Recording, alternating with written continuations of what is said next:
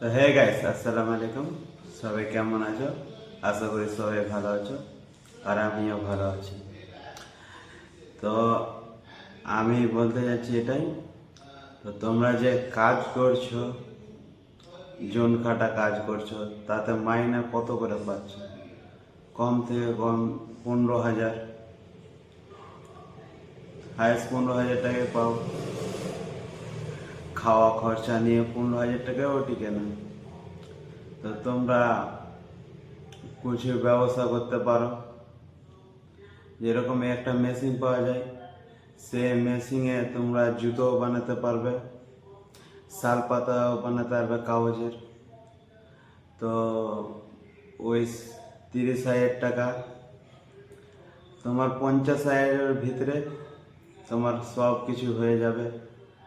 তো তোমরা এই কাজটা করো, আর বাড়িতেই থাকো। অত দূর বিদেশ খাটতে যাও না, অত দূর বাইরে যাও না খাটতে।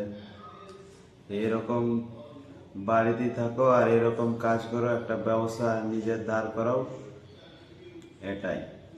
আর কথাটা যদি ভালো লাগে তো লাইক সাবস্ক্রাইব করে রাখবে। আরও কথা এরকম শোনাবো, কমেন্ট করবে কীরকম কীরকম শুনতে চাও।